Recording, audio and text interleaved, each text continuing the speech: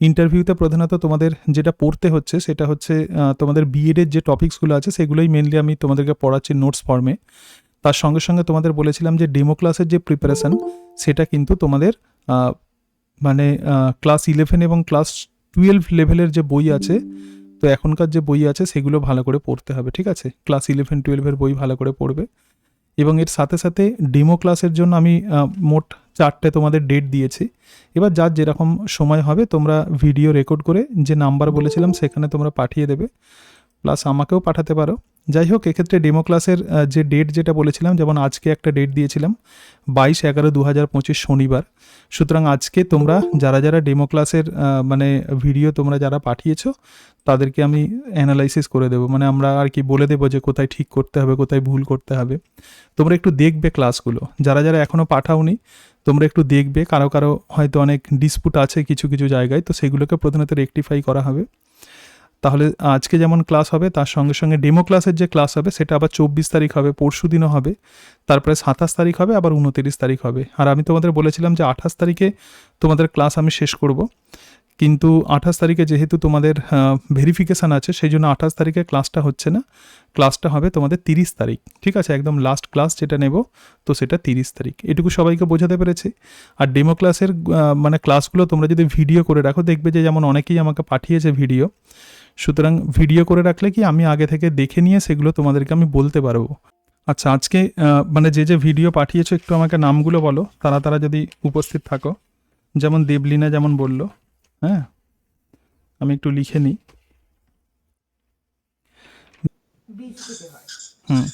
সবাই দেখতে পাচ্ছ? বলবে একটু। আগের দিন আমি তোমাদের বীজের গঠন পড়িয়েছিলাম, পড়েছো তো? স্যার দেখা যাচ্ছে তো? হ্যাঁ, দেখা যাচ্ছে। ঠিক আছে, একটু আমরা দেখে নিই ভিডিওটা। দেখো, এটা হলো একটা ছোলা বীজ, এটা হলো বীজপত্র যেটা আমরা খাই। এই ছোলা বীজকে থেকে কিভাবে একটা ছোট চারাগাছ জন্মায় সেইটা বোঝাতে আজ আমি তোমাদের পড়াবো বীজের অঙ্কুরোদ্গম। তাহলে আজকের পাঠ হলো কি না, বীজের অঙ্কুরোদ্গম।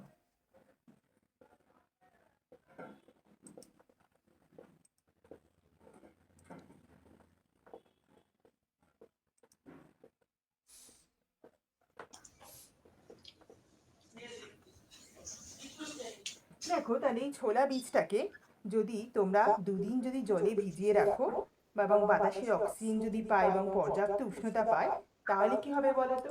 এই বীজটা ফুলে ফেঁপে ওঠে। একে আমরা ইম্বাইবেশন বলি। তাহলে ফার্স্ট শর্ত আমাদের কি হচ্ছে এখানে অঙ্কুরোদ্গমে? না, জল। এবং শুধু তাই না, জলের উপস্থিতিতে বীজের মধ্যে যে সমস্ত উৎসেচক থাকে সেগুলো সক্রিয় হয়ে যায়, যার ফলে বীজের মধ্যে যে সঞ্চিত যে খাদ্য, যেগুলো কার্বোহাইড্রেট, প্রোটিন, ফ্যাট, এইগুলো সুন্দরী, গড়ান ইত্যাদি ম্যানগ্রোভ উদ্ভিদ। তো এটা হচ্ছে ম্যানগ্রোভ উদ্ভিদের ক্ষেত্রে একটা বিশেষ রকমের ক্যারেক্টার। দেখো, সেখানে যেহেতু মাটি লবণাক্ত হয় তার জন্য বীজ ফলের মধ্যে থাকা অবস্থাতেই অঙ্কুরিত হচ্ছে। হ্যাঁ, তাহলে এর এক্সাম্পল আমরা কি বললাম? সুন্দরী, গড়ান, কেওয়া, হ্যাঁ ইত্যাদি ম্যানগ্রোভ উদ্ভিদ। তাই তোমরা বুঝতে পারলে বীজের অঙ্কুরোদ্গম। যদি কোনো প্রশ্ন থাকে আমায় করতে পারো।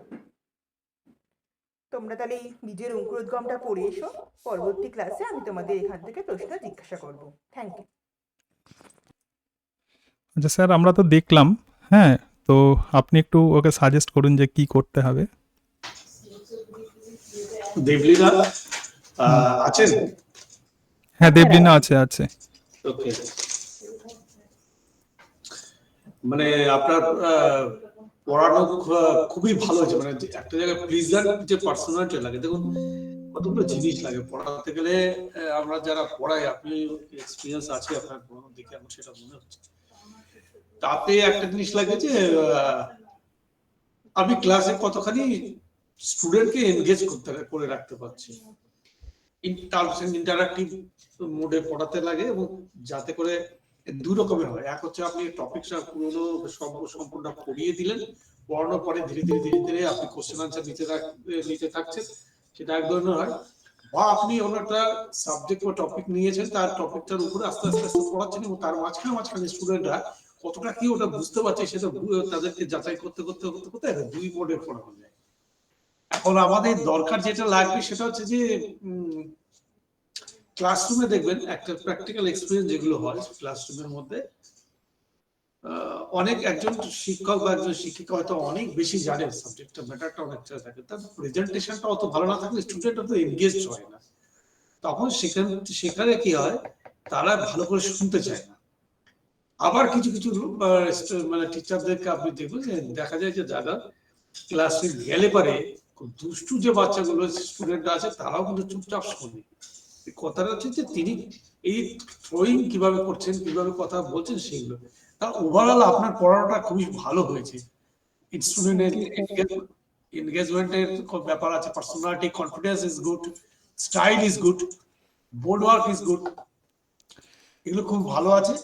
আর সাবজেক্ট ম্যাটারে পড়ানোর বিষয়ে যদি কোনো একদম যদি কিছু থাকে তাহলে আমি স্যারকে বলবো সেই বিষয়ে একটু হাইলাইট করতে।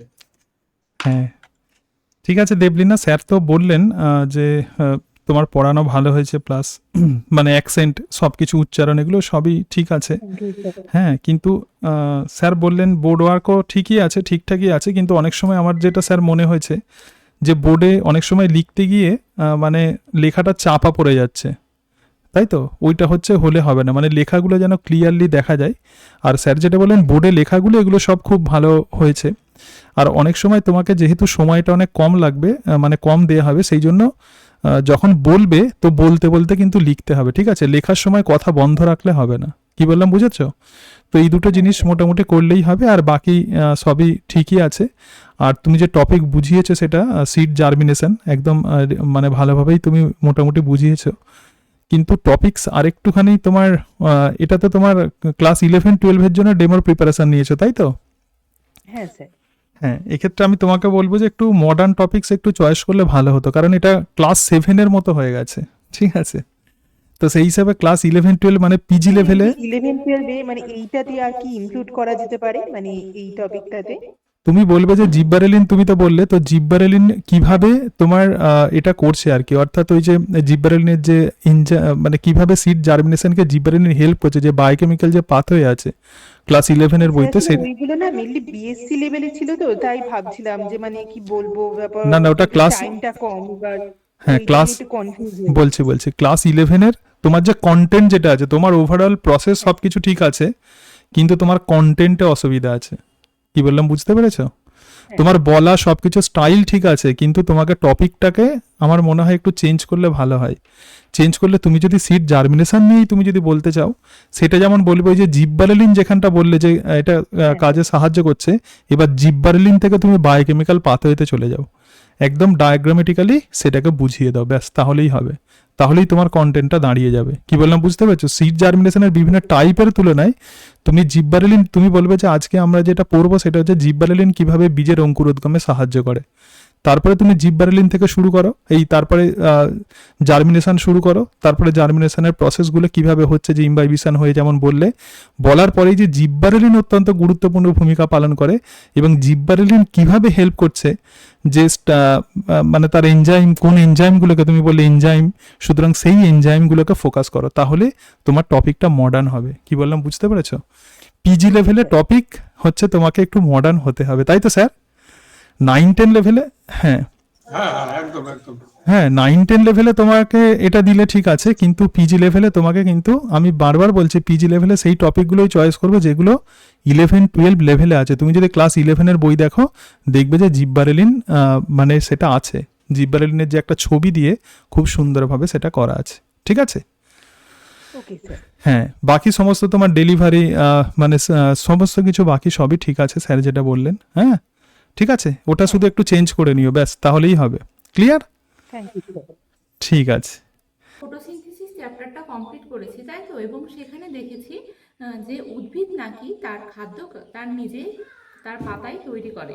ঠিক আছে, তাহলে এই যে খাদ্যটা তৈরি হলো, সেই খাদ্যটা কি উদ্ভিদ পাতাতেই রেখে দেয়, না উদ্ভিদ তার বিভিন্ন কলাকোষে বিভিন্ন আদার্স যে আরো অন্যান্য অঙ্গগুলো আছে, যেমন ফুল, কাণ্ড, পাতা, এগুলো নিয়ে পৌঁছায়? বলো তো কেউ। হ্যাঁ, একদম ঠিক বলেছো। আমাদের মানুষের শরীরে যেমন করে রক্তের মাধ্যমে বিভিন্ন ধরনের পুষ্টি দ্রব্যগুলো কলাকোষে পৌঁছায়, উদ্ভিদের দেহেও নাকি এরকম একটা মাধ্যম আছে। সেই মাধ্যমটা কি না, সেটা হচ্ছে ফ্লোয়েম কলা। উদ্ভিদ দেহে নাকি ফ্লোয়েম কলার মাধ্যমে পাতায় তৈরি যে খাদ্য সেটা নাকি বিভিন্ন জায়গায় পৌঁছায়। তাহলে আজকে আমরা জানবো যে উদ্ভিদ দেহে কিভাবে খাদ্য পরিবাহিত হয় এবং এই ফ্লোয়েম কলা কিভাবে সেই প্রক্রিয়াতে অংশগ্রহণ করে। তাহলে আজকে আমাদের পাঠ কি না, উদ্ভিদ দেহে খাদ্যের পরিবহন। ঠিক আছে, তো এখানে খাবারটা যখন ফ্লোয়েমে মূলের মধ্যে প্রবেশ করে গেল না, তখন অটান পোটেনশিয়ালিটি আবার বেড়ে গেল এবং তার ফলে কি হবে, এই জল কিন্তু আবার জাইলেম বাহিকার মধ্যে প্রবেশ করবে। ঠিক আছে, এইভাবে আমরা দেখি যে ফ্লোয়েমের মাধ্যমে উদ্ভিদ দেহে খাদ্যের পরিবহন হয় এবং এই যে পরিবহন এটা নাকি 3 রকম পদ্ধতিতে হয়। একটা হচ্ছে নিম্নমুখী পরিবহন, আর একটা কি না, আর একটা হচ্ছে ঊর্ধ্বমুখী পরিবহন, আর একটা হচ্ছে দ্বিমুখী পরিবহন। এর পরের দিন এই খাদ্যের পরিবহনের পর গার্ডেনিংয়ের একটা এক্সপেরিমেন্ট আছে, সেটা তোমাদেরকে আমি পরের ক্লাসে সেটা আমি জানাবো। ঠিক আছে, আজকের এইটুকু পড়ানোর পর কারো কোনো কোয়েশ্চেন থাকলে আমাকে বলো, তাহলে সেই জায়গাটা আমি আবার আরেকবার বলে দেবো। কিন্তু আমি সেই জিনিসটা ঘুরিয়ে নিয়ে চলে এলাম, তোমাদের আগের দিন পড়িয়েছিলাম, সবার নিশ্চয়ই মনে আছে, তোমরা একটু আর মনে করিয়ে দিই বলে আমি জিনিসটাকে মানে টপিকটাকে মানে এইভাবে ঘুরিয়ে নিয়ে চলে এসে আমি বলে দিলাম, আমাকে কিন্তু বলতে হবে। আর ঠিকই আছে, কনফিডেন্স লেভেল ঠিক আছে, মানে আমার মানে আমি যেটা চাইছি মানে সবার মধ্যেই এটা নিশ্চয়ই সবাই সেটা ভেবেই এগুলো সব পোস্ট করেছে, যে টপিকটা সে স্যার বলবেন সেই বিষয়ে আমরা বাঁচবেন, তাতে যেন আর একটা শব্দ যেন না কখনো না মনে হয়, আমরা নেগেটিভ কোনো যেন না হয়। যেমন উনিশ সপ্তাহে কোথাও একটা জায়গায় বলেছিলাম, আমি পয়েন্ট আউট করেছি তোমাদের মনে নেই, আমার মনে নেই, তোমাদের মনে নেই, মানে সেখানে স্টুডেন্টের থেকে তার দায়ভার কিন্তু শিক্ষকের উপর চলে আসে।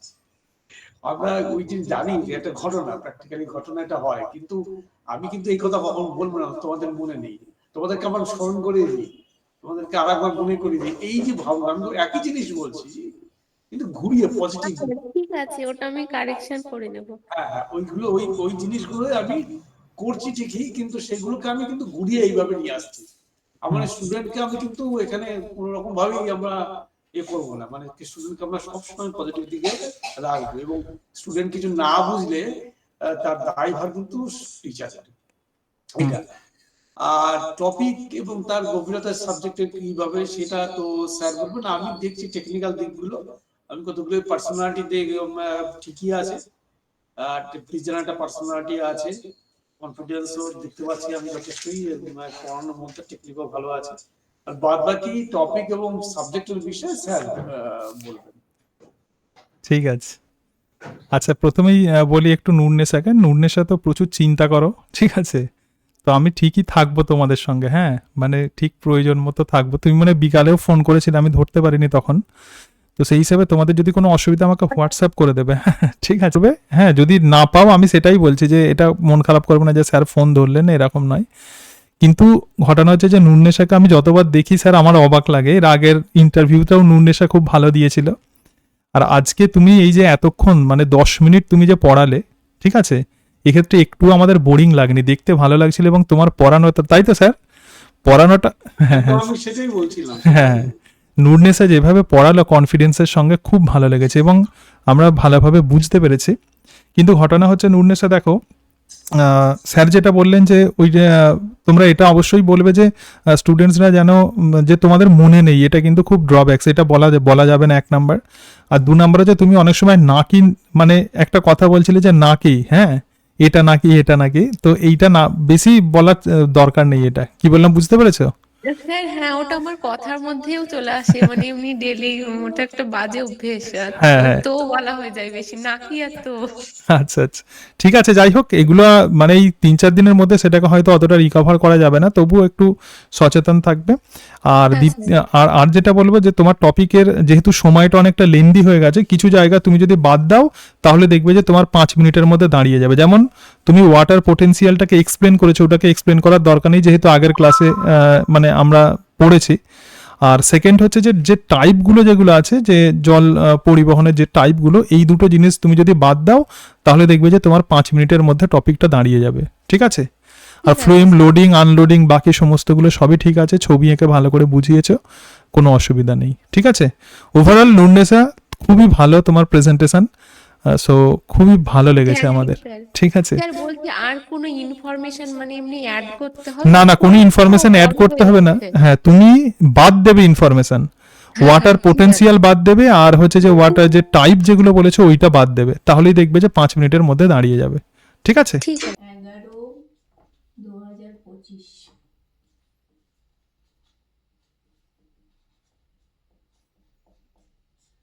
এই পিরিয়ডে তোমাদের কোন ক্লাস হয়? জীববিদ্যার ক্লাস। আমি এখন তোমাদের জীববিদ্যার ক্লাস করাবো।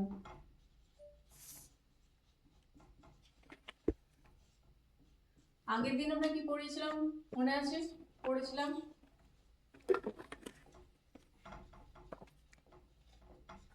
ব্যাঙের বহির্গঠন সম্পর্কে, তাই না? আচ্ছা তুমি বলো তো ব্যাঙেদের কটা অংশে বিভক্ত?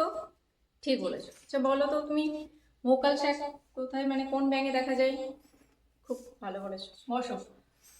আমাদের দেহে যেমন বিভিন্ন রকমের অঙ্গতন্ত্র দেখা যায়, ব্যাঙের দেহেও সেরকম বিভিন্ন রকমের অঙ্গতন্ত্র দেখা যায়, যেমন পৌষ্টিকতন্ত্র, রেচনতন্ত্র, জননতন্ত্র, সংবহনতন্ত্র। আজ আমরা ইউনিট 2 ব্যাঙের পৌষ্টিকতন্ত্র সম্পর্কে আলোচনা করব। ব্যাঙের পৌষ্টিকতন্ত্র। আমাদের বা মানুষের পৌষ্টিকতন্ত্রের সঙ্গে ব্যাঙের পৌষ্টিকতন্ত্রের অনেকটা মিল আছে। সবাই খাতা পেন বার করো। ব্যাঙের পৌষ্টিকতন্ত্রকে দুটো ভাগে ভাগ করা যায়। এক হলো পৌষ্টিক নালী,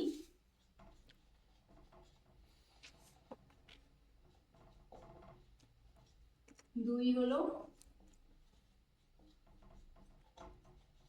পৌষ্টিক গ্রন্থি। আমাদের বা মানুষের দেহে যেমন বিভিন্ন রকমের পৌষ্টিক গ্রন্থি থাকে, যকৃৎ, অগ্নাশয়, পিত্তথলি, সেরকম ব্যাঙের দেহ ওরকম যকৃৎ, অগ্নাশয়, পিত্তথলি থাকে। এই গ্রন্থিগুলো কেন প্রয়োজন জানো?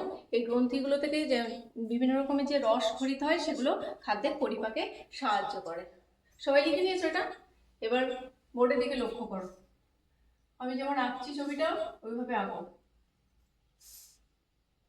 আঁকলাম যকৃৎ,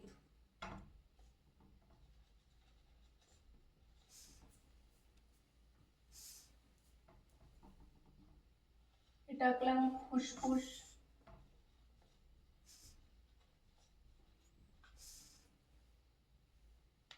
দুদিকে থাকবে এটা। এখানে আঁকছি পিত্তথলি, আর এই সবার উপর এখানে আঁকছি হার্ট।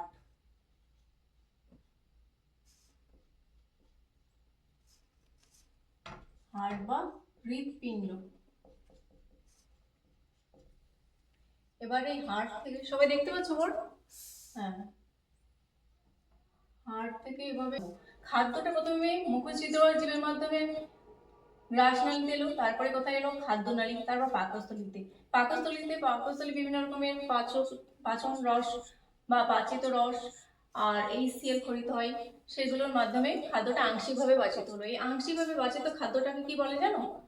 কাইম, CHYME। এই আংশিকভাবে বাচিত খাদ্যটা তারপরে আসে অন্ত্রে। অন্ত্রের এখানে একটা সাধারণ একটা নালী, পিত্তনালী আছে, সেই তার মাধ্যমে পিত্তথলি থেকে পিত্তরস, আর এখানে একটা অগ্নাশয় থাকে, অগ্নাশয় ওইটা আছে, হ্যাঁ, ওয়াহিদা আছে। ওইটা ভালো হয়েছে, কিন্তু আরো একটু কম্প্যাক্ট পড়াতে লাগবে। মানে লেংদি চাইতে মানে ওই যে ছবি আঁকা থেকে শুরু করে ইত্যাদি ইত্যাদি করে যে সময়গুলো একটু লাগছে মাঝখানে, ওগুলো একটু কমাতে হবে। আর একটা কিন্তু প্লিজ ওই সবাইকে যেতে আমি বলছি, আমি যদি বলে নিই আমাদের 3 জন এক্সপার্ট থাকেন, আমি যদি তাদের কাছে অনুমতি চাই যে আমি আজীব যে এটা আমার একটা ক্লাসরুম, আমি তাদের ধরেই নিচ্ছি যে তারা আমার স্টুডেন্ট, এবং আমি যদি ওই মানে কিরকম হয়, আমি যদি একটা ওপেন এন্ডেড কোশ্চেন করে দিই, ওপেন এন্ডেড কোশ্চেন মানে আমি একটা প্রশ্ন করলাম, হাজারো প্রশ্ন হতে পারে, হাজারো প্রশ্ন হতে পারে। আর একটা প্রশ্ন করা যায় যে আমি যা বলবো সেটা থেকে আর কোনো প্রশ্ন হবে না। যেরকম আমি বলি যে জিনিসটা এরকম হয়, এই যে আপনারা সবসময় বলছেন যেটা যে তুমি তুমি বলো তো এই বলো তো, সামনে যদি এক্সপার্ট থাকে সে যদি কাউন্টার কোশ্চেন করতে থাকে না, তাহলে কিন্তু সমস্যা সৃষ্টি হয়ে যাবে, তাহলে কিন্তু সমস্যা সৃষ্টি হবে। কারণ আমি তাদের কাছে বলেই নিচ্ছি এটা একটা ক্লাসরুম, এবং আমি তাদেরকে তার মানে ধরে নিচ্ছি যে আমার সামনে যারা বসে আছে আর তারা আমাদের স্টুডেন্ট। এক দুই নম্বর হচ্ছে যে ধরে নিতে হবে ওনারা কিছুই জানেন না, ধরে নিতে হবে আমরা টেনশন করার কোনো জায়গায় নেই। আমার মনে হবে হালকা আপনি টেনসড হয়ে আছেন, যে কারণে এটা মানে একটু হতে পারে। এবং সেইটা যদি মাথায় রাখেন যে আমি যা জানি, এখানে আমি হচ্ছে সাবজেক্ট এক্সপার্ট এবং আমি যা জানি সেটাই জানি, এবং সামনে যারা বসে আছেন তারা আমার স্টুডেন্ট, এইটা মনের মধ্যে নিয়ে আসবেন এবং নিয়ে আসার পরে ওইভাবে সেভাবে পড়াবেন, এইটা করতে লাগবে। হ্যাঁ, তাহলে দেখবেন যে আপনার আর কতগুলো জিনিস আগে আমি দেখছি আর কি, সেটা হচ্ছে যে আপনার পার্সোনালিটি, যে কোনো স্টুডেন্ট যেখানে পড়াচ্ছেন পার্সোনালিটি মানে তার ব্যক্তিত্ব কিভাবে তিনি পড়াচ্ছেন, তার মধ্যে তার বোঝা যায় যে তিনি কোনো কনফিডেন্স লেভেল কতটা, স্টাইল কেমন তার হচ্ছে, স্টুডেন্ট এনগেজমেন্ট কেমন হচ্ছে, এবং তার ক্লাসে ইন্টারাকশন পর্যায়ে কেমন হচ্ছে। এই যে জিনিসগুলো এবং বোর্ড ওয়ার্ক, এই জিনিসগুলোই কিন্তু মানে দেখার, এবং সেটাই তারা দেখবেন, যেটা আমি খেয়াল করার চেষ্টা করছি সবার মধ্যে। ছবিটা আঁকতে তো সময়টা লাগছে, ওটা কিভাবে কমাবো? হ্যাঁ, সেটা স্যার বলছেন, কিন্তু এই জায়গাগুলো আমার মনে হয় একটুখানি করলে বাদ বাকিটা মোটামুটি ঠিকই আছে। স্যার আপনি একটুখানি পরবর্তী। হ্যাঁ, ঠিক আছে। ওয়াহেদ, একটু তোমাকে বলি যে তুমি এই টপিকটা চয়েস করলে কেন? প্রথম এটা আমার প্রশ্ন। হ্যাঁ স্যার, ওটা তো 11 আছে টপিকটা, তার জন্য করলাম। হ্যাঁ, ক্লাস 11-এ আছে, কিন্তু অনেক সময় ডাইজেস্টিভ সিস্টেম আঁকাটা একটু ক্রিটিক্যাল হয়ে যায়, প্রথম কথা। আর দ্বিতীয়ত হচ্ছে যে এমন টপিক চয়েস করতে হবে তোমাকে যেন একটু সেটা ইন্টারেস্টেড হয়, ঠিক আছে? তুমি ডাইজেস্টিভ সিস্টেমে টোটাল অ্যানাটমিটা বললে, কিন্তু যখন অ্যানাটমি তুমি যদি ডাইজেস্টিভ সিস্টেম যদি করতেই চাও, মানে ফ্রগের যদি ডাইজেস্টিভ সিস্টেম করতেই চাও, তাহলে ছবিটা শুধু সময়টা এই কারণে এইভাবে তুমি কমাতে পারবে প্রথমেই, সেটা হচ্ছে যে ডাইজেস্টিভ সিস্টেমের সঙ্গে প্রথমে শুধুমাত্র ডাইজেস্টিভ সিস্টেমের ছবি আঁকো, ঠিক আছে? তাহলে মাউথ, ফ্যারিংস, তারপরে ইসোফেগাস, স্টোম্যাক, ওইগুলো দিয়ে সমস্ত ছবি আঁকো। এবং তার সঙ্গে সঙ্গে যখন তুমি বলবে যে আমি ব্যাঙের পৌষ্টিকতন্ত্র এবং পৌষ্টিকতন্ত্রের বিভিন্ন অংশের কার্যাবলী আজকে আলোচনা করব, তাহলে শুরু করবে যে এই যে এটা হচ্ছে মাউথ, তাহলে মাউথের মধ্যে ব্যাঙের কি থাকে? জিভ থাকে। জিভটা সম্পর্কে বলো খাদ্য গ্রহণ, তাহলে মুখগহ্বর হয়ে গেল। তারপরেই হচ্ছে ফ্যারিংস, যেটা গলবিল আছে। যখনই গলবিল তুমি লিখছো, গলবিল লিখতে লিখতে গলবিলের ফাংশনটা বলবে এবং সেখানে ছোট্ট করে ফাংশনটা শুধু লিখে দেবে, ঠিক আছে? খাদ্য পরিবহন। তারপরেই চলে আসে স্টোম্যাক। সুতরাং স্টোম্যাকে যে পাকস্থলী, ঠিক আছে, তুমি পাকস্থলী তুমি শর্টে এটা লিখে দেবে যে পাকস্থলীটা শর্টে লিখে দেবে, ধরা যাক পয়াকা, তারপরে ডট দিয়ে থ দিলে যদি খুবই সময় কম দেয়, তারপরে সেখানে শর্টে তার কাজটাকে লিখে দাও। তাহলে এইভাবে প্রথমে অ্যানাটমি, তারপরে কাজ বলতে গেলে সময় তুমি পাবে না। সুতরাং এক একটা অর্গ্যান ধরবে এবং তার কাজ বলবে, এটা একটা বিষয় হলো। এইভাবে তোমাকে ডেমনস্ট্রেট করতে হবে। আর যেটা অবসারণী যেটা বললে, তখন অবসারণীটা প্রকৃতপক্ষে কী সেটাও তোমাকে বলতে হবে, যেখানে জননতন্ত্র, রেচনতন্ত্র এবং তার সঙ্গে সঙ্গে আমাদের আর কি পৌষ্টিকতন্ত্র সব কিছু যে ছিদ্র দিয়ে উন্মুক্ত, এটা বলতে হবে। সুতরাং যখন ছবিটা আঁকছো, শুধুমাত্র পৌষ্টিকতন্ত্রের ছবি আঁকো, পৌষ্টিকতন্ত্রের বিভিন্ন অর্গ্যানের কাজগুলো পাশে লিখে দাও, ঠিক আছে? ছবিটা কি প্রথমে পুরোটা এঁকে দেবো? হ্যাঁ, ছবিটাকে মানে আঁকতে আঁকতে তুমি ছবির সাহায্যেই সেটা বোঝাবে, মানে টোটাল পৌষ্টিকতন্ত্রটা ছবির সাহায্যেই বোঝাবে, ঠিক আছে? এই বিষয়টা তোমাকে বললাম। যদি করতে চাও তাহলে সেইভাবেই করবে, একটু স্ক্রিপ্টটাকে রেডি করে নেবে, রেডি করে নিয়ে করবে। এছাড়া আর অন্য কোনো টপিক তোমার মানে ভালো হচ্ছে না? না, আমি চেষ্টা করিনি আর কি। হ্যাঁ, তুমি একটু অন্য কোনো টপিক চেষ্টা, হ্যাঁ, এটাকে হচ্ছে চেঞ্জ করবে, ঠিক আছে? টপিকটাকে চেঞ্জ করার চেষ্টা করবে। হ্যাঁ, টপিকটাকে চেঞ্জ করে তুমি মানুষের শ্বসন মানে রেসপিরেটরি, এটা আমি ভিডিও একটা দেওয়ার চেষ্টা করব, ঠিক আছে? ওটাকে তোমাদেরকে আমি যখন দিচ্ছি আর কি ডেমনস্ট্রেশনের, তোমাদেরকে ক্লাস দেখবে যে কিছু ইউটিউবে দিয়েছি, তখন কিন্তু আমি কিন্তু স্ক্রিপ্ট তৈরি করে নিয়ে সেটা করছি, ঠিক আছে? তো সেরকমভাবে রেসপিরেটরি সিস্টেমের একটা আমার প্ল্যানিং আছে এটা করার। তো আমার যেটা সাজেশন, তুমি টপিকটাকে চেঞ্জ করে দাও, ঠিক আছে? আরেকটা বলি যে প্রথম থেকে যখন শুরু করছো, প্রিভিয়াস ক্লাসে কি পড়েছো সেখান থেকে 2-1 প্রশ্ন করলে, ঠিক আছে? আর যখন পুরো পৌষ্টিকতন্ত্র লিখছো পুরোটা লিখতে হবে না, সব এগুলো, হ্যাঁ, যে পৌষ্টিকতন্ত্র আজকে আমরা এটা পড়বো, পুরো ওয়ার্ডটা বলবে পৌষ্টিকতন্ত্র, কিন্তু সব ডিটেলসে লেখার দরকার নেই, ওনারা বুঝে যাবেন। আর হচ্ছে ছবি যেটা আঁকবে সেটা বোর্ড জুড়ে আঁকবে, ঠিক আছে? কি বললাম বুঝতে পারছো? আর একটা জিনিস কি দেখলাম, ঠিক আছে, এইগুলোই মোটামুটি করলেই তোমার হবে। আর ওভারঅল তোমার যেটা আমার পজিটিভ লেগেছে স্যার আপনি বলবেন, সেটা হচ্ছে যে তোমার যে অ্যাকসেন্ট, মানে বলা, যেটা একজন টিচারের প্রধান গুণটা কি, তার কথা। তুমি খুব সুন্দর কথা বলো, এইটা হচ্ছে আমার ভালো লেগেছে, তাই তো স্যার? হ্যাঁ, তোমার বলা মানে তোমার ডেলিভারিটা ভালো, কিন্তু তোমার কন্টেন্টটাকে চেঞ্জ করতে হবে, তাহলেই কিন্তু তোমার ভালো হবে, ঠিক আছে? বুঝতে পেরেছো? হ্যাঁ, আর একটু তোমার জড়তা আছে, আর একটু স্মার্টলি সেটা বলতে হবে, হ্যাঁ, তাহলেই হবে, ঠিক আছে? হ্যাঁ, এইগুলো বললাম, এটাকে একটু টপিকটাকে চেঞ্জ করে দাও তুমি, ঠিক আছে? হ্যাঁ, আচ্ছা।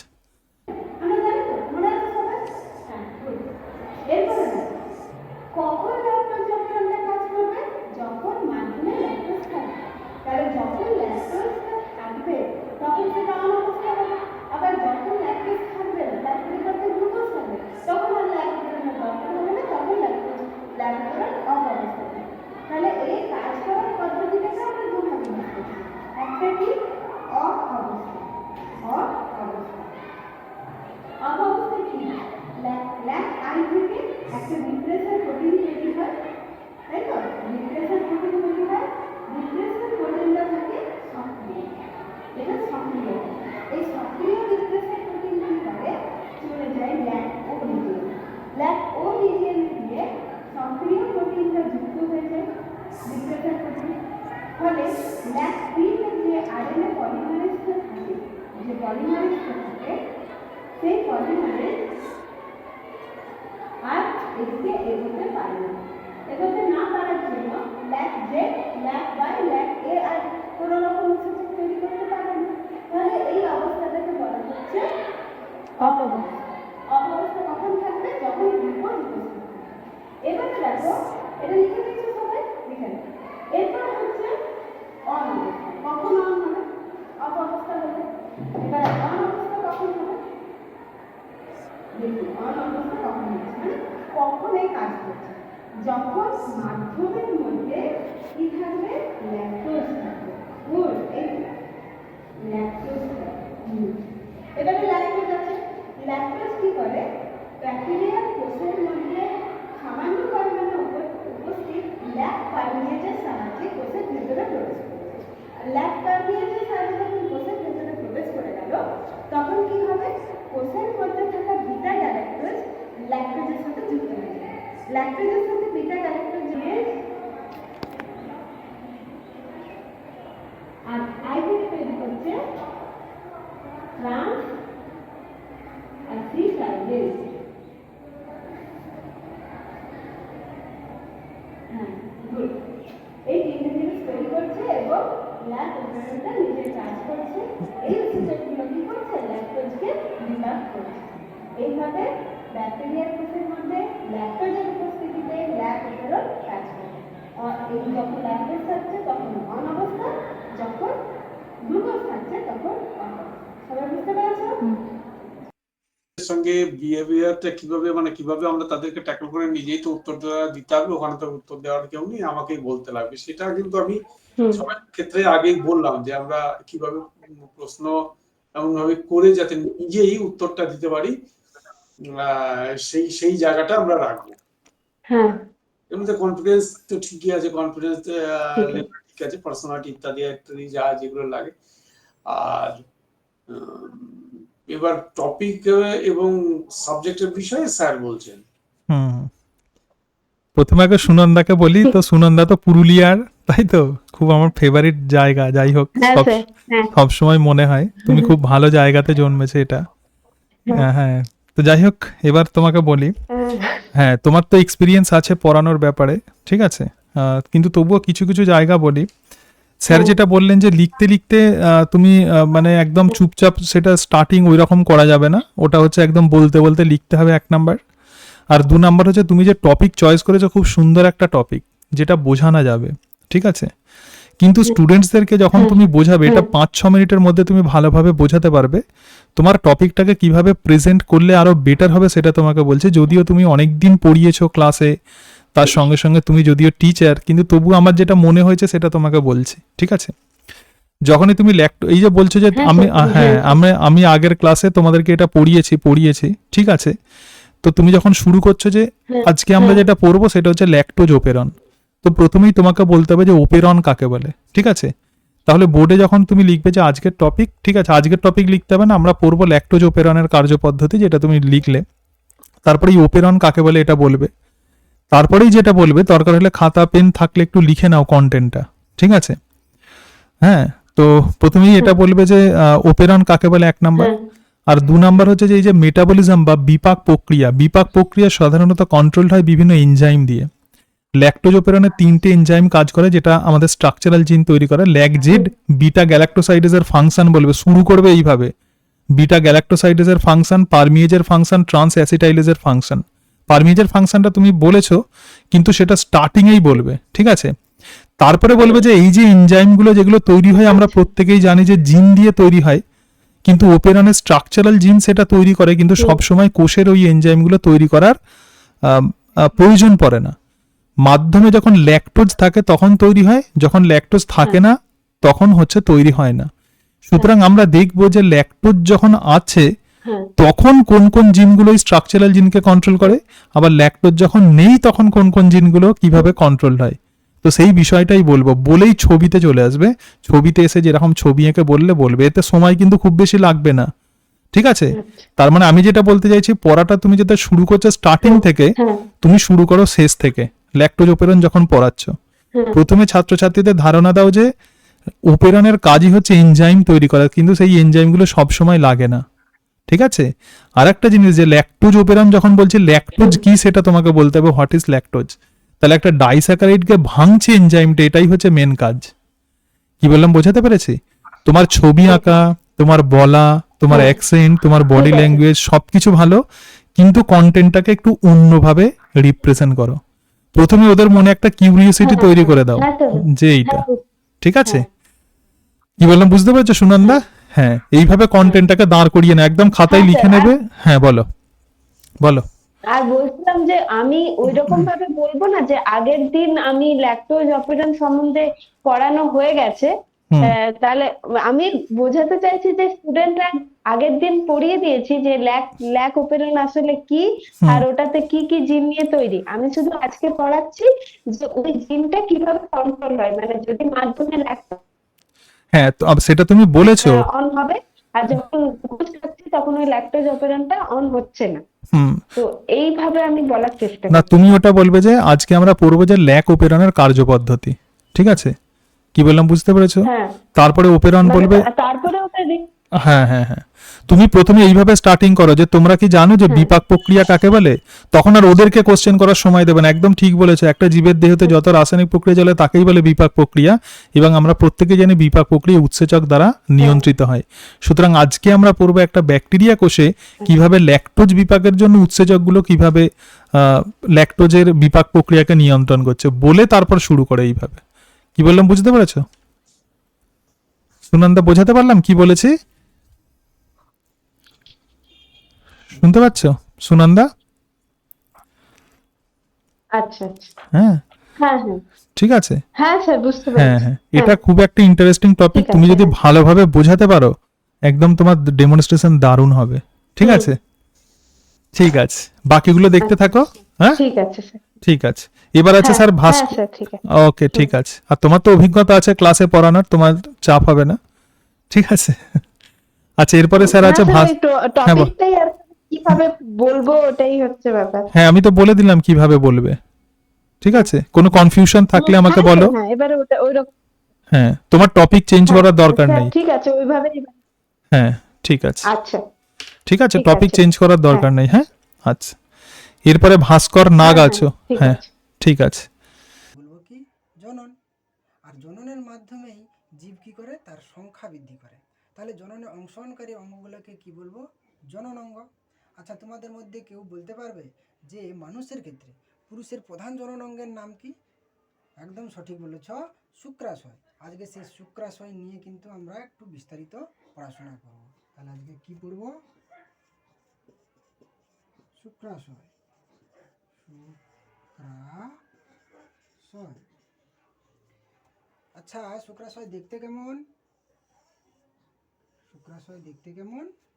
একদম সঠিক বলেছ, শুক্রাশয় দেখতে ডিম্বাকার। ডিম্বাকার। ডিম্বাকার। মোট কটি শুক্রাশয় থাকে? হ্যাঁ, একদম সঠিক বলেছ, এক জোড়া। এক জোড়া শুক্রাশয় থাকে।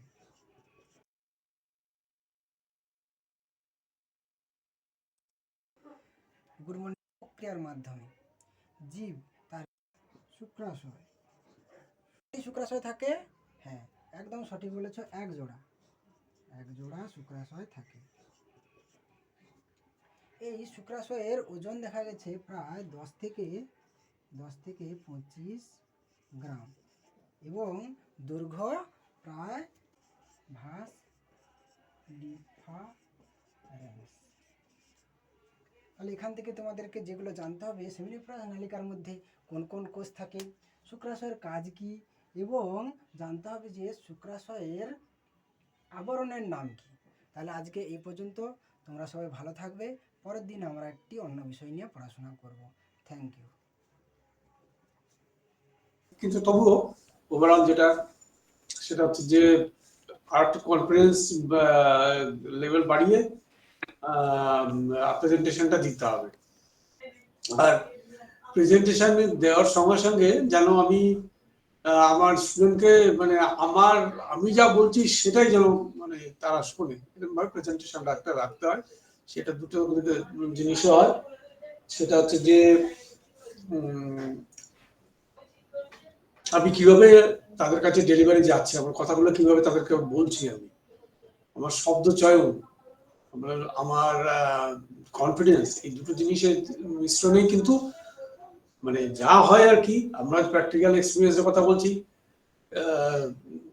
কনফিডেন্স যদি থাকে তাহলে দেখা গেছে যে ইন জেনারেলি দেখা গেছে তার রিফ্লেকশন দিয়ে ক্লাসরুমে পড়ে এবং স্যারের পড়ানোর মধ্যে দিয়ে যায়। আমি এইখানে কিন্তু সেটা বলা যায় কেন, কেউ জানে না আমি সেটা বলছি না, আপনারা সবাই জানেন, সেটা একদম সত্যি কথা। কিন্তু এই মানে সেইটাকে আরো একটুখানি যাতে এনগেজমেন্টটা রাখা যায়, সেখানে কনফিডেন্স লেভেল আপনার, আমার মনে হয় যে আপনার একটা কনফিডেন্সের সঙ্গে আরেকটু পড়ালে, বোল্ডলি পড়ালে, যেটা বলা যায় সেটা পড়ালে মনে হয় জিনিসটা এসে যাবে। আর বাদ বাকি আপনার টপিক বা টপিকের উপরে আপনি কেমন কি দিলেন, কতটা কি সেটা, বা তার মডিউল কিভাবে করতে হবে বা কোনো পরিবর্তন করতে হবে কিনা, সেটা নিয়ে স্যার বলছেন। ঠিক আছে, স্যারটা। আচ্ছা আচ্ছা আচ্ছা, আগে ভাস্করকে বলি যে তোমার কি মনে হলো তোমার ডেমনস্ট্রেশন দেখে, বলো। শোনা যাচ্ছে ভাস্কর? হ্যাঁ স্যার, যেটা বললেন কনফিডেন্সটা, হ্যাঁ স্যার শুনতে পাচ্ছি। হ্যাঁ বলো বলো। শুনতে পাচ্ছি স্যার। বলছি স্যার তো বললেন কনফিডেন্সটা কম আছে, আমিও দেখে বুঝেছি। হুম হুম হুম প্রথম কথা হচ্ছে, ঠিক আছে, কনফিডেন্সটা মানে দেখে মনে হচ্ছে তোমার মনটা খুব ভালো, কিন্তু তোমার টিচার হতে গেলে একটা প্রফেশনাল একটা ব্যাপার থাকতে হয়। ঠিক আছে, যখন আমরা ডেমনস্ট্রেশন দিই, কোনো কিছু যখন আমরা করি, ক্লাস নিই, তখন অবশ্যই একটা প্রফেশনাল ব্যাপার থাকতে হয়। যেমন নূরনেসা যেমন বললো, তারপরে সুনন্দা যেমন যেরকম বললো, একটা প্রফেশনাল যে অ্যাটিটিউড, তো সেই বিষয়টা একটু ল্যাক আছে। তুমি আরেকটু দেখবে, আমি যে ডেমনস্ট্রেশনের যে ক্লাসগুলো আমি যে নেব না, তো সেগুলো আরেকটু দেখবে, পরে তুমি একটু রিকভার করে তুমি আরেকটা আমাকে পরে ভিডিও পাঠাবে 2-1 দিন পরে। ঠিক আছে, কি বললাম বুঝতে পেরেছো ভাস্কর? হ্যাঁ স্যার। হ্যাঁ, এবার এই বিষয়টা বলি 1 নাম্বার। আর 2 নাম্বার যেটা বলছি, যে কন্টেন্ট যেগুলো করেছো, যেটা বললাম যে কনফিডেন্সটা তোমাকে একটু বাড়াতে হবে। আর শুক্রাশয়ের যে কলাস্থানিক যে গঠন তুমি যেটা করলে আর কি, কলাস্থানিক গঠন মানে ছবিটা কিন্তু কলাস্থানিক গঠনের অন্য, হিস্টোলজিক্যাল যে স্ট্রাকচার যেটা বলছো তার ছবিটা কিন্তু অন্য। এখানে তুমি যেটা বলছো সেটা হচ্ছে অ্যানাটমি, তাই তো ভাস্কর? আচ্ছা স্যার। হ্যাঁ হ্যাঁ, শুক্রাশয়ের যে কলাস্থানিক গঠনের মধ্যে সেমিনিফেরাস টিউবেল, তার ভিতরে বিভিন্ন স্পার্মের যে বিভিন্ন ডেভেলপমেন্টাল স্টেজ সেগুলো থাকবে, লেডিক সেল থাকবে, তার সঙ্গে সঙ্গে একদম বাইরের ওইগুলো থাকবে। সুতরাং এটা মাথায় রাখবে যে যেরকম ছবি আছে মানে সিলেবাসে যেরকম এটা আছে শুক্রাশয়ের কলাস্থানিক গঠনের যে ছবি আছে সেটাই তোমাকে আঁকতে হবে, একটা গোল করে যে ছবিটা আছে বইতে, কিন্তু সেটা আঁকাটা হচ্ছে অনেকটা তোমার সময় সাপেক্ষ হয়ে যাবে। তো আমার যেটা মনে হয় প্রথম যেটা বলার, টপিকটা ভালো, কিন্তু এছাড়া তুমি যদি অন্য কোনো টপিক চয়েস করো সেটা আরো বেটার হবে। সেটা কি অসুবিধা হবে অন্য কোনো টপিক চয়েস করলে ভাস্কর? না স্যার, হ্যাঁ, তুমি একটু অন্য তুমি হ্যাঁ তুমি আর কি টপিক মোটামুটি চয়েস করতে চাও বলো? আমি এটা করেছিলাম যেটা হিউম্যান মানে ডিজিজ, যেটা হিউম্যান ডিজিজ? হ্যাঁ হিউম্যান ডিজিজের ওই করেছিলাম, এডস এটা আছে। একদম একদম, তুমি যদি এডসটা যদি করো তাহলে এডস এর টপিকটা কন্টেন্ট করে ভালো করে আর একটা ভিডিও করে তাহলে পাঠাবে, ঠিক আছে? তার আগে 3-4টে ভিডিও মানে আমি যে ক্লাস যেগুলো নিচ্ছি সেগুলো একটু দেখে নাও। লাস্টের মানে আগের যে ক্লাসটা তোমাদের যে ডেটটা দিয়েছে ওই সময় তাহলে তোমারটা আর একবার নেবো, ঠিক আছে? ওখানে হচ্ছে তাহলে এডস এর ওপরে একটা ভিডিও করে তাহলে পাঠাবে। এডস এ প্রথমেই যেভাবে করবে সেটা হচ্ছে এডস এর পুরো নাম কি আমি বলে দিচ্ছি, কন্টেন্টটা অ্যাকোয়ার্ড ইমিউনো ডেফিসিয়েন্সি সিনড্রোম, এবং এডস এর যে ভাইরাস সেটা হচ্ছে এইচআইভি ভাইরাস। এইচআইভি ভাইরাস, হ্যাঁ স্যার, হ্যাঁ বলুন। AIDS বলে একটি রোগ তৈরি করে, যে রোগটি কিভাবে হয় এবং এই ভাইরাসটি আমাদের শরীরে কিভাবে আক্রমণ করে তার আগে একটু বলি। ঠিক যেই রকম একটি দেশের কথা যদি বলি, একটি দেশ, দুটো দেশের মধ্যে যখন যুদ্ধ হয় তখন একটি দেশ যখন অন্য দেশের সৈন্যদেরকে ধ্বংস করতে করতে তাদের সৈন্যদের সংখ্যা কমিয়ে ফেলে, তখন সেই দেশটি কিন্তু অনেক দুর্বল হয়ে পড়ে এবং পরাজিত হয়। ঠিক সেই রকম আমাদের শরীরকে যদি একটি দেশের সঙ্গে তুলনা করি এবং আমাদের শরীরের মধ্যে উপস্থিত থাকা অনাক্রম্যতার কোষগুলোকে যদি আমরা সৈন্যদের সঙ্গে তুলনা করি, এইচআইভি হচ্ছে কিন্তু আমাদের কাছে সেই শত্রু, যে শত্রু আমাদের শরীরের যে অনাক্রম্য কোষগুলো, যারা আমাদের সৈন্য, যারা আমাদের শরীরকে সবসময় প্রতিরক্ষা দিচ্ছে, সেই কোষগুলোকে কিন্তু এইচআইভি আমাদের মেরে ফেলছে। এবং এই কোষগুলো কি কোষ? অনাক্রম্য কোষ। এইবার ভাইরাল ডিএনএটি সংযুক্তি হওয়ার পরে এখানে এর দ্বারা প্রচুর কিন্তু ভাইরাল ডিএনএ তৈরি হয় এবং সেখান থেকে ভাইরাল এমআরএনএ তৈরি হয়। এই ভাইরাল এমআরএনএটি ভাইরাল প্রোটিন তার আবরণের দ্বারা যুক্ত হয়ে নতুন নতুন অপত্য অনেক ভাইরাস এরকম তৈরি হয়, হিউম্যান ইমিউনোডেফিসিয়েন্সি ভাইরাস। তাহলে প্রথমে ম্যাক্রোফাজ, এইবার এই কোষগুলি কিন্তু আবার আমাদের কোন কোষকে? টি হেল্পার কোষকে আক্রমণ করে। তাহলে টি হেল্পার কোষ কিন্তু আমাদের অনাক্রম্যতন্ত্রের একটি ভীষণ গুরুত্বপূর্ণ লিম্ফোসাইট কোষ। তাহলে এইভাবে আমাদের অনাক্রম্যতার যে কোষগুলো, অনাক্রম্যতার জন্য দায়ী যে কোষগুলো, তাদের সবাইকে আক্রমণ করতে করতে তাদের সংখ্যা অনেকটা কমিয়ে ফেলে। তাদের সংখ্যা যত কমে তত কিন্তু আমাদের হচ্ছে এইচআইভির নাম্বার বাড়তে থাকে। এই রোগটিকেই আমরা বলি এইডস বা অ্যাকোয়ার্ড ইমিউনোডেফিসিয়েন্সি সিনড্রোম। ধন্যবাদ স্যার বলুন, স্যার আছেন তো? হ্যাঁ স্যার বলুন। আচ্ছা, এইচআইভিটা আমি বলছিলাম খুব ভালো টপিক হতে পারে, এবার স্যার বলছে একটু শোনো। না আমি তো টপিকের বিষয় বলছি না না, হ্যাঁ হ্যাঁ হ্যাঁ, ভাস্করের একটুখানি স্টুডেন্ট এনগেজমেন্টটা একটুখানি করতে লাগবে, মানে ওইটা একটা জিনিসটা মডেলটা আমরা সাজাতে হবে যেখানে আমরা স্টুডেন্ট এর মধ্যে এনগেজমেন্টটা করতে পারছি, একটু আমার বলা আছে। আর বাদ বাকিটা মানে বিষয়টা তো আপনি বলবেন। আর আপনি বরুণের ডেমনস্ট্রেশনটা কেমন হলো স্যার একটু তাহলে বলুন। বরুণের ডেমনস্ট্রেশন ওইটা বললাম যে আমি যে স্টুডেন্টদের পড়াচ্ছি তাদের উদ্দেশ্য করে তাদের লেভেলে গিয়ে আমাকে পড়াতে হবে, মাঝে মাঝে তাদেরকেও আমার পড়ানোর মধ্যে তো এনগেজমেন্ট বা ইন্টারাক্ট করাতে হবে, সেই জায়গাটাই একটুখানি ঠিক করতে, মানে ওই মডিউলটাকেই সেটিংটা একটুখানি ওই জিনিসটা ঠিকই আছে আমার যেটা মনে হলো, মানে তাহলে ওই একটা যেটা স্ক্রিপ্ট যেটা তুমি বলতে চাইছো স্ক্রিপ্টটাকে একটুখানি বোধহয় পরিবর্তন করার দরকার আছে, এটাই। ঠিক আছে স্যার, তো ওটা বললেন, তবে আমি যেটা বলবো সেটা হচ্ছে যে প্রথম কথা বলি যে বরুণ, দেখো তোমাকে দাড়িতে খুব ভালো লাগছে, হ্যাঁ, এখানে হয়তো তুমি এমনি ভিডিও করেছো ঠিক আছে, ওভারঅল তোমাকে লুকসটা ভালো লাগছে, কিন্তু ইন্টারভিউ দিতে গেলে গোঁফ রাখতে পারবে ছেলেরা, দাড়িটা কিন্তু কেটে যেতে হবে, হ্যাঁ, তাই তো, হয়তো আমাদের খুব সাধের আমরা এগুলো রেখে দিই। হ্যাঁ স্যার, অবশ্যই কাটবো স্যার। হ্যাঁ, সেটা এখন যেটা করেছো ভিডিও, এখন কোনো ব্যাপার নেই, কিন্তু এটা আমি মনে করিয়ে দিলাম।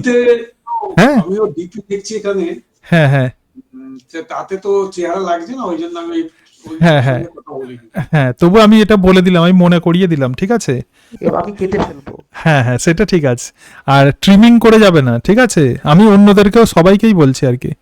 তাপস যেটা বলছিল পুরোটাই কেটে যাবে, একদিন যদি খারাপ দেখতে লাগে কোনো অসুবিধা নেই, 1 নাম্বার পয়েন্ট। 2 নাম্বার পয়েন্ট হচ্ছে বরুণের স্যার যেটা বললেন, কিন্তু আমার স্যার ওর পড়ানো খুব ভালো লেগেছে, প্রথম কথা আমি বলছি, কারণ একটা খুব ডিফিকাল্ট টপিককেও এত সুন্দর সহজভাবে খুব সুন্দরভাবে ও বুঝিয়ে দিল ব্যাপারটা, ঠিক আছে, এটা আমার খুব ভালো লেগেছে বরুণের যেটা বলার। আর স্যার যেটা বললেন যে স্ক্রিপ্টের কম্প্যাক্টনেসটা তুমি খুব সহজভাবে তুমি বলেছো, একদম তোমার ক্লাস শুরু করা তারপরে হচ্ছে শেষ করা, এগুলো ভালোভাবে বলেছো। শুধুমাত্র তোমার স্ক্রিপ্টে স্যার যেটা বললেন ওটাও আমার মত, দুটো জিনিস শুধু অ্যাড করবে, আর কিছু না, ঠিক আছে। 1 নাম্বার হচ্ছে যখন HIV ভাইরাস যখন ডকিং করছে না, তখন একটু রিসেপ্টরের যে নাম আছে যে 6CR, যে CXCR, এই যে রিসেপ্টর যেটা আছে ওই নামটা একটু বলবে, যে ভাইরাসের মধ্যে কি থাকে। ভাইরাস তো সব, কেন স্পেসিফিক্যালি সে ম্যাক্রোফেজ বা হেলপার টি সেলকে অ্যাটাক করছে, কারণ ওই সেলগুলোতে তার রিসেপ্টর থাকে, সুতরাং রিসেপ্টরের নামটা একটু তুমি অ্যাড করবে। আর ক্লাসটা যেটা শুরু করবে, যে এইডস রোগ আমরা প্রত্যেকেই আমরা জানি যে এইডসের সেটা একটা প্যান্ডেমিক ডিজিজ, এটা তুমি বলবে যে এটা ওয়ার্ল্ড ওয়াইড যেহেতু আছে, তার সঙ্গে সঙ্গে প্রথমে সিমটমস দিয়ে শুরু করা, যে এমন একটা রোগ যে এই রোগ হলে আমাদের ওয়েট লস হয়, রাত্রিরে আমাদের ঘাম হয়, ঠিক আছে। যখনই তুমি সিমটমসটা যখন বলবে, তখন ছাত্রছাত্রীদের মধ্যে একটা কিউরিওসিটি তৈরি হবে যে তাহলে রোগটা সম্পর্কে আমি একটু জানি। তখন এবার তুমি যেরকম ভাবে খুব সুন্দরভাবে বলছিলে, যে তারপরে সেটা শুরু করবে, কি বললাম বুঝতে পেরেছো? তাহলে তোমার স্ক্রিপ্টে দুটো জিনিস অ্যাড করবে, 1 নম্বর হচ্ছে রিসেপ্টর, যেটা একটু তাহলে মডার্ন হয়ে যাবে, আর 2 নম্বর হচ্ছে এডসের সিমটমস, আর একটু অপরচুনিস্টিক যে ডিজিজের নামগুলো একটু বলবে, যে যেহেতু ইমিউনোলজিক্যাল সিস্টেম আমাদের যেহেতু নষ্ট হয়ে যাচ্ছে, তখন অন্যান্য ভাইরাস ব্যাকটেরিয়া অ্যাটাক করার সুযোগ পায় অনেক ফাঞ্জি, তাহলে সেইটাকে বলে অপরচুনিস্টিক ডিজিজ, এবং এডসের মৃত্যুর কারণটাই হচ্ছে মেন এই অপরচুনিস্টিক ডিজিজগুলো, সুতরাং সেটাকে একটু মেনশন করে দেবে, তারপরে ওই জায়গাটা শুরু করবে, ঠিক আছে।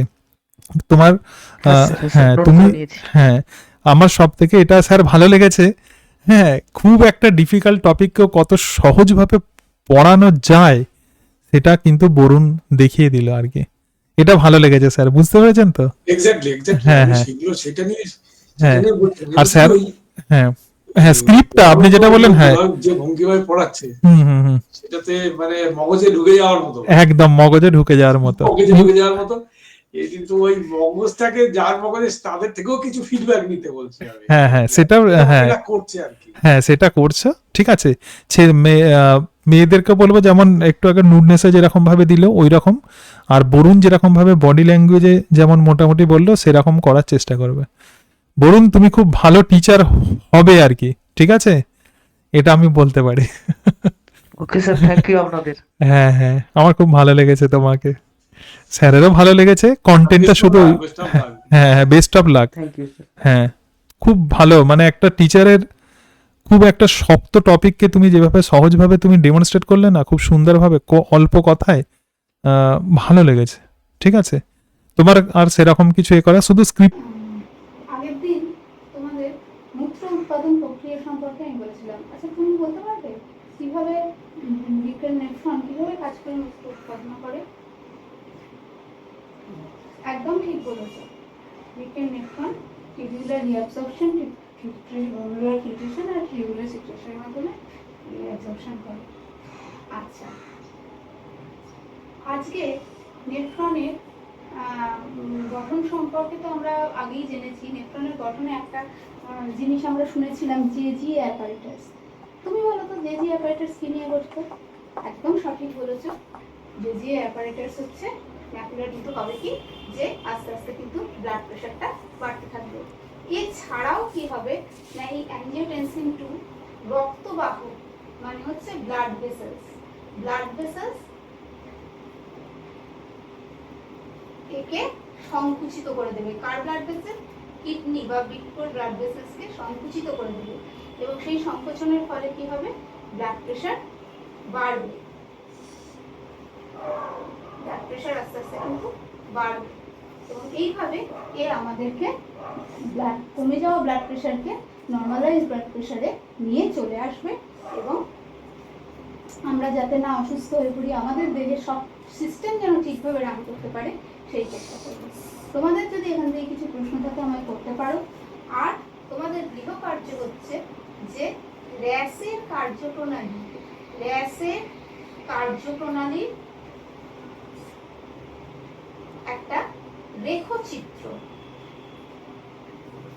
তোমরা গৃহকার্য হিসেবে করে নিয়ে আসবে। Thank you. হ্যাঁ স্যার বলুন। হ্যাঁ, সুচরিতা শুনতে পাচ্ছেন? হ্যাঁ হ্যাঁ স্যার। হ্যাঁ, আমার মনে হয় বাড়িতে আর একটু ডেমো প্র্যাকটিস করা দরকার, মানে আর একটু ভালো, মানে আরো কনফিডেন্সের সঙ্গে পড়াতে হবে, একটু কনফিডেন্সের সঙ্গে পড়াতে হবে। আর মোটা ওভারঅল তো খুব জায়গায় ছোটোর মধ্যে ভিডিও করে পাঠানো, সেটা তো একটা সমস্যা আমি সবার মধ্যে দেখতে পাচ্ছি কম বেশি, সেটা তো থাকবেই। যতটুকু দেখে আমার গলাটা একটুখানি উঁচু করে যখন পড়াবেন, একটু খোলা গলায় উঁচু গলায় পড়ান, উঁচু গলায় পড়ান, যাতে মানে সবাই শুনতে পায়, আর আপনার কনফিডেন্সটাও যেন থাকে ওর মধ্যে। আর আমার আর একটা এখান থেকে মনে হচ্ছে যে আপনি ডেমো ক্লাসটা না বাড়িতে আর একবার 2-1 করুন, তারপরে রেকর্ডিং করুন, করে শুনুন স্যার যেটা বলছেন, বা আজকে অন্যরা যেভাবে পড়াচ্ছে, যাদেরকে আমরা বলছি হাইলাইটেড হচ্ছে, যাদের পড়ানোটা ভালো, ডেমোটা ভালো হচ্ছে, তারা কিভাবে পড়ালেন সেই যে পয়েন্টগুলোকে একটু নোট করুন, নোট করে আরো কিছু প্র্যাকটিস করুন বাড়িতে, দেখবেন আপনি আরো আপনার ভিতরে কনফিডেন্স বাড়বে। আপনি যে টপিকটা আমি স্যার সেটা বলবেন যে এই টপিকটা ঠিক কি আছে না কি করতে হবে, যদি কোনো একটু আপনাকে চেঞ্জেস করতে লাগে সেরকম চেঞ্জ করুন, এবং বাড়িতে না প্র্যাকটিস করুন, ভালো করে প্র্যাকটিস করুন, এবং কনফিডেন্স লেভেল দেখুন অটোমেটিক্যালি বাড়বে। একটু বারে ডেমো করুন, নিজে একটু রেকর্ডিং করুন, করে শুনুন, শুনে আপনি নিজে বুঝে যাবেন যে আপনার কোথায় কি হচ্ছে না হচ্ছে, আপনি নিজে খুব ভালো বুঝতে পারবেন। আর যদি না পারেন, স্যার আছে, স্যারকে পাঠান। আমার মনে হয় আর 2-1 বাড়িতে ডেমো ক্লাস করে রেকর্ডিং করে কি হয়, আমি কেন বলছি, আমি রেকর্ডিং করে শুনলাম, এই যে আমি বলছি, আমি তো বুঝতে পারছি না, আপনি কিন্তু আমি কি বলছি আপনারা ভালো বুঝতে পারছেন। তো সেই জন্য আপনি ডেমো করুন, বারে রেকর্ডিং করুন, ওটা শুনুন, শুনে আবার করুন, দেখবেন প্রত্যেকবারই একটু একটু করে উন্নতি হচ্ছে, আপনি নিজেই বুঝতে পারবেন যে আগেরটা থেকে এইটা আর একটু ভালো হচ্ছে, তারপরে আবার দেখুন সেটা আর একটু ভালো হচ্ছে, এইভাবে দেখবেন ভালো হবে। প্রত্যেকদিন করুন প্র্যাকটিস, এবং ভালো হবে। হ্যাঁ স্যার, ঠিক আছে। আচ্ছা সুচরিতা, আমি একটু তোমাকে বলি, ঠিক আছে? প্রথমে যেটা বলি, স্যার যেটা বললেন যে ল্যাক অফ কনফিডেন্স এবং গলার ভয়েস, এগুলো তো অবশ্যই ঠিক করতে হবে। আর তোমার যে বোর্ড ওয়ার্ক যেটা করছো, হ্যাঁ হয়তো স্পেসের জন্য, এবার আমরা যে ভিডিও করি আমাদের সব কিছু থাকে, কিন্তু তোমার মানে বোর্ড ওয়ার্ক যখন করছো না, যখন একটু সাইড থেকে করবে যাতে বোর্ডটাকে দেখা যায়। তুমি যখন লিখছো তখন তোমার বডিটাকেই দেখা যাচ্ছে, তাহলে বোর্ডটা যেন ভালোভাবে দেখা যায়, এটা হচ্ছে প্রথম কথা, ঠিক আছে? তুমি যখন লিখছো যে ব্লাড প্রেশারের এগুলো, তখন যেটা লিখছো যে কি কারণের জন্য ব্লাড প্রেশার চেঞ্জেস হয়, সুতরাং এইটা তোমাকে রেকটিফাই করতে হবে, গলার ভয়েসটাকে ঠিক করতে হবে, স্যার যেগুলো বললেন সেগুলো। আর একটা যেটা বলার, সেটা হচ্ছে যে তুমি যখন ক্লাসটা শুরু করছো, টপিকটাকে কিন্তু আমি একটা বিষয় বলি, যে টপিক সেটাই ওখানে বোর্ডেতে লিখবে যেটা ক্লাস 11 বা ক্লাস 12-এর সিলেবাসে যে টপিকটা লেখা আছে। কি বললাম বোঝাতে পারছি? যেমন ধরো যাক, এই যে রেনিন অ্যাঞ্জিওটেনসিন সিস্টেম যেটা তুমি বললে, ওটা ক্লাস 11-এর সিলেবাসে কি আছে সেটা বোর্ডেতে লিখবে, ক্লাস 11 জাস্ট টপিক, ঠিক আছে? এটা হয়ে গেল। হ্যাঁ, এবং তারপরে রেনিন অ্যাঞ্জিওটেনসিন পাথওয়ে তুমি যখন বলছো, যদি তুমি এই টপিকটাকেই তুমি যদি রাখতে চাও, তাহলে প্রথমেই এটা বলবে যে আমরা প্রত্যেকেই জানি যে high blood pressure is called silent killer, মানে আমরা সবাই জানি যে উচ্চ রক্তচাপ মানুষকে ধীরে ধীরে মৃত্যুর দিকে নিয়ে যায়, কিন্তু আমাদের শরীরে এই রক্তচাপ নিয়ন্ত্রণকারী যে সিস্টেম সেটাই হচ্ছে রেনিন অ্যাঞ্জিওটেনসিন অ্যালডোস্টেরন সিস্টেম। তো আজকে এই সম্পর্কেই আমরা পড়ব, ঠিক আছে? তারপরে তুমি যেটা ছক ছক করে লিখছো এটা ছবির সাহায্যে তুমি খুব সুন্দরভাবে বলতে পারবে এবং ছবিগুলো আঁকতে খুব বেশি তোমার সময়ও লাগবে না, ঠিক আছে? তাহলে এটা যদি করো, ছবি এঁকে একটা লাংসের ছোট্ট ছবি আঁকবে, তারপরে হচ্ছে এটা ছবি আঁকবে, এইভাবে করবে, ঠিক আছে? আর যখনই হাই ব্লাড প্রেশার যেহেতু বলছো, তাহলে তুমি বলবে যে হাই ব্লাড প্রেশার কাকে বলে, তখন হাই ব্লাড প্রেশারের ডেফিনেশনটা দেবে, নর্মাল ব্লাড প্রেশার কি, হাই ব্লাড প্রেশার কোনটা, লো ব্লাড প্রেশার কোনটা, এখান দিয়ে শুরু করবে। এবং আমাদের এই ব্লাড প্রেশার কন্ট্রোল করছে কি রেনিন অ্যাঞ্জিওটেনসিন অ্যালডোস্টেরন সিস্টেম। তারপরে হচ্ছে এগুলো কিভাবে নিয়ন্ত্রিত হয় তা সেই প্রসেসই আমরা পড়ব, বলে সেটাকে ছবির সাহায্যে বলবে। তুমি যেটা করছো ছকের সাহায্যে নয়, ছবির সাহায্যে করবে, ঠিক আছে? খুব সহজেই করতে পারবে যে ব্লাড ভেসেলে চেঞ্জ হচ্ছে, লাংসে চেঞ্জ হচ্ছে, এইভাবে তুমি করতে পারবে, ঠিক আছে? ঠিক আছে, এই বিষয়গুলো বললাম। আর স্যার যেটা বললেন যে আরেকটু প্র্যাকটিস করো, দরকার হলে আর একটা অন্য কোনো টপিকও তুমি চয়েস করতে পারো, ঠিক আছে? দুটো ডিফারেন্ট টপিক নিয়ে করো, এটাকে একটুখানি মডিফাই করবে আর অন্য একটা টপিক চয়েস করে করবে, ঠিক আছে? ঠিক আছে স্যার। ঠিক আছে, আরো সবাইগুলো দেখতে থাকো। দেখলে তো বরুণ কিভাবে ডেমনস্ট্রেশন দিল, তারপরে হচ্ছে নূরনেশা কিভাবে ডেমনস্ট্রেশন দিল। হ্যাঁ, সুতরাং এইগুলো একটু দেখলে তো তাহলে তোমরা আরো বুঝতে পারবে, ঠিক আছে? আচ্ছা আচ্ছা, সবাই এটা দেখতে পাচ্ছ, নোটসটা সবাই দেখতে পাচ্ছ?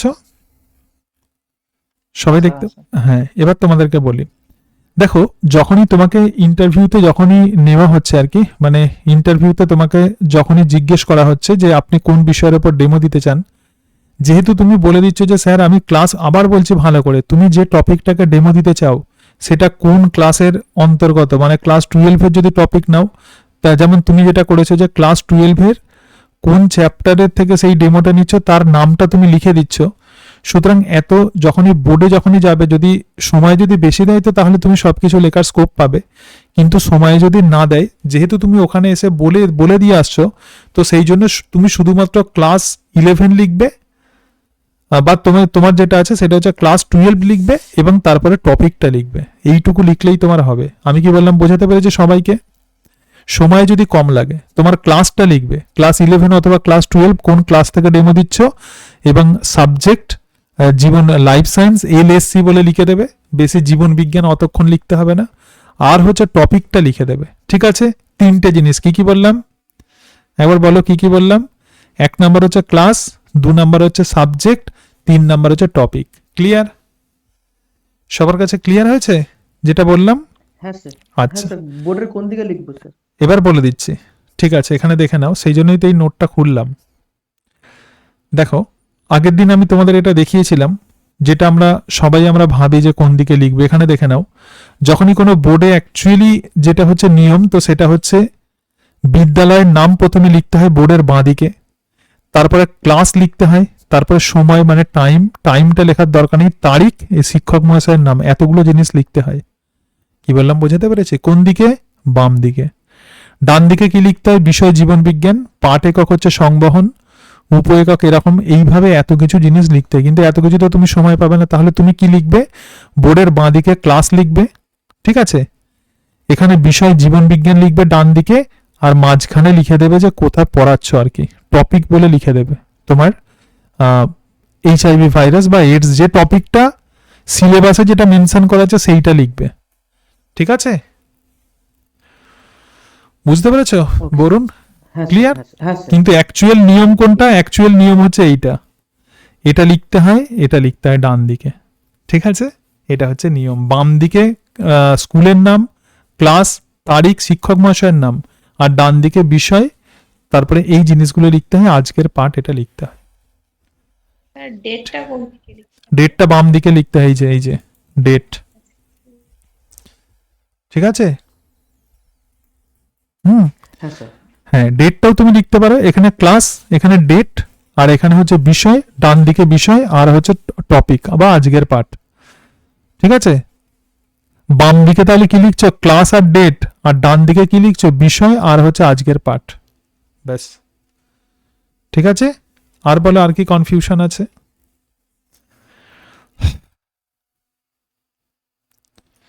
আর বলো, আর যদি কোনো প্রশ্ন থাকে। তাই তো স্যার? হ্যাঁ হ্যাঁ হুম বলছি হুম বলো বলো। জিন ম্যাপিং টপিকটা, যেটা সিলেবাসটা আছে না 11-এর, মলিকুলার বেসিস অফ ইনহেরিটেন্স, ওখানে জিন ম্যাপিংটা তো দেখতে পেলাম না, কিন্তু বইয়ের মধ্যে রয়েছে। তো ওটা কি পড়ার দরকার আছে? মানে এমনি যেটা আপনি মানে সমস্ত ইন জেনারেল পড়ার জন্য, শুধু নিজের টপিক তো আর পড়ে যাবো না। হুম হুম এটাই জিন ম্যাপিং এ শুধু কনসেপ্টটা নিয়ে যাবে যে জিন ম্যাপিং কাকে বলে, মর্গান ইউনিট কাকে বলে, সেন্টি মর্গান কাকে বলে, ঠিক আছে, এরকম কিছু ইনফরমেশন শুধু নিয়ে যাবে, ব্যাস, আর কিছু নয়। কি বললাম বুঝতে পেরেছো? ঠিক আছে। হ্যাঁ, মানে জেনারেল ইনফরমেশন। হ্যাঁ, জেনারেল ইনফরমেশন, এবং হ্যাঁ জিন ম্যাপিং এর যে আবিষ্কর্তা, যে তোমার কে করেছেন, যে স্টুয়ার্ট ভেন্ট, তার সঙ্গে সঙ্গে সিবি ব্রিজেস, তার সঙ্গে সঙ্গে মর্গ্যান, এদের কন্ট্রিবিউশনটা একটু পড়ে যাবে, তাহলেই হবে। ঠিক আছে। ঠিক আছে। হ্যাঁ, আর বলো, আর কে কি বলছো বলো। আচ্ছা স্যার তাহলে একটা প্রশ্ন করবো, সম্পূর্ণ হ্যাঁ বলো। বিষয়ের একটু আলাদা, মানে হ্যাঁ বলো। করবো কিনা বুঝতে পারছি না। অবশ্যই করো, যে যা মানে প্রশ্ন আসবে করো, ঠিক আছে বলো। এটা ইন্টারভিউ রিলেটেড নয় স্যার। স্যার আমি এটাই বলতে চাইছি যে নবম দশম শ্রেণীর হচ্ছে গিয়ে এই যে বইটার নাম লাইফ সায়েন্স, আর 11-12 জন্য বায়োলজিক্যাল সায়েন্স, বায়োলজি। তো লাইফ সায়েন্স আর বায়োলজিক্যাল সায়েন্সের বেশি কোনো ডিফারেন্স কি আছে? তাহলে আলাদা দুটো নাম কেন? আচ্ছা, লাইফ সায়েন্স আর বায়োলজিক্যাল সায়েন্স, ঠিক আছে। দেখো, লাইফ সায়েন্স মানে লাইফ মানে তো আমরা জানি জীবন, আর সায়েন্স মানে বিজ্ঞান। তো সেটাই বায়োলজিতে কি হয়েছে, বায়োলজি শব্দটা প্রধানত একটা গ্রিক শব্দ। এটা বায়োস মানে হচ্ছে লাইফ, আর লোগস মানে হচ্ছে নলেজ। শুধুমাত্র ল্যাঙ্গুয়েজের পার্থক্য, এছাড়া আর কিছু নয়। ঠিক আছে, কি বললাম বুঝতে পেরেছো? আচ্ছা, হ্যাঁ হ্যাঁ স্যার। ঠিক আছে, তাহলে বায়োস মানে হচ্ছে লাইফ, দেখবে প্রথমেই লেখা থাকে, আর লোগস মানে হচ্ছে নলেজ। ঠিক আছে, তো সেটাকেই একদম ডিরেক্টলি ইংরেজিতে বলা হয় লাইফ সায়েন্স। ঠিক আছে। ঠিক আছে, আর বলো, আর কি প্রশ্ন আছে? হুম, আচ্ছা ঠিক আছে, তাহলে এর পরের দিন স্যার, তাহলে তোমরা যেরকমভাবে ডেমোর যেরকম পাঠালে স্যারকে একটু পাঠিয়ে দেবেন, তো স্যার একটু অ্যাসেস করে নেবেন। তারপর যেরকমভাবে আজকে করলাম, এতে তোমাদের সুবিধা হচ্ছে তো আমাকে বলো। ঠিক আছে। হ্যাঁ স্যার। হ্যাঁ হ্যাঁ, মানে তোমরা যদি ডিরেক্টলি যদি রেকর্ড করে করতে যাও, তাহলে কি হবে বলো তো, নেটের বিভিন্ন সমস্যার জন্য তাহলে প্রবলেম হবে। আমি এখান থেকে চালিয়ে দিলাম মানে তোমরা সরাসরি দেখে নিতে পারবে। ঠিক আছে। আচ্ছা, স্যার 9-10 এর ডেমোটা কি পাঠাতে পারবো এখন? না এখন 11 না এখন 11-12টা হচ্ছে, এখন হোক। ঠিক আছে। আচ্ছা ঠিক আছে। হ্যাঁ, আগে সবের হয়ে যাক। আচ্ছা, একটু আমি তোমাদের স্কোরটাও আমি এখন বলে দিই। ঠিক আছে, যেমন দেবলীনা ঘোষ প্রথমে যেটা আছে, আমি নাম্বার দিয়েছি আর কি, ওকে 7 নাম্বার দিয়েছি, 7। নূরনেসা যে আছে, নূরনেসা আছে তো, নূরনেসাকে 9 দিয়েছি। ওয়াহিদা রহমান একটু তোমাকে চেঞ্জ করতে হবে, তোমাকে 6 দিয়েছি। সুনন্দা প্রামাণিক আছে, তোমাকে 8 দিয়েছি। ভাস্কর বাগ তোমাকে অনেকটা চেঞ্জ করতে হবে, তোমাকে 5 দেওয়া হয়েছে। ঠিক আছে, সুচরিতা চ্যাটার্জি তো তোমাকে 6 দেওয়া হয়েছে, আর বরুণ কুমার আড়ি তোমাকে 9 দেওয়া হয়েছে। ঠিক আছে, একটু তোমরা স্কোরটাও জেনে নিলে। মানে আমার যেরকম অ্যাসেসমেন্ট করেছি সেটা আমি দিলাম। ঠিক আছে। হ্যাঁ স্যার, আর কিছু ওদেরকে? না, আউট অফ 10 এটা, এটা হচ্ছে ডেমো, তো ডেমো ক্লাস। আচ্ছা আচ্ছা। ঠিক আছে। হ্যাঁ স্যার, এবার বলুন স্যার যদি কিছু বলতে চান। হ্যাঁ, ওইটাই, যারা যারা আজকে ডেমো পাঠিয়েছেন হুম হুম সবাই প্র্যাকটিসটা করুন, দেখবেন আরো অনেক বেশি হুম মানে ভালো হবে। আর ডেমো ক্লাসগুলো একটু দেখবে। বিশেষ করে যাদের হুম যাদের ডেমোতে স্যার যে পয়েন্টগুলো করলেন, যে অ্যাড করতে বলছেন, সেগুলো অ্যাড করে স্ক্রিপ্ট করুন, সেগুলোকে প্র্যাকটিস করুন। হ্যাঁ প্র্যাকটিস না করলে কিন্তু ওই যেটা আজকে বলেছেন না, ওইটি মানে তখন মনে থাকবে, বাদ বাকিটা মনে থাকবে না। হুম এটাকে স্ক্রিপ্ট করে সেই মোতাবেক নিজেকে কিন্তু রেগুলার প্র্যাকটিস করতে হবে, হুম প্র্যাকটিস করতে হবে, করলেই কিন্তু হবে। আর 1-2 দিনের সুবিধা আছে, যেমন এই সুনন্দার দেখছি, ও তো স্কুলে পড়ায়, হুম হুম হুম ও তো রেগুলার ক্লাসরুমে যাচ্ছে, ওর একটা সুবিধা আছে।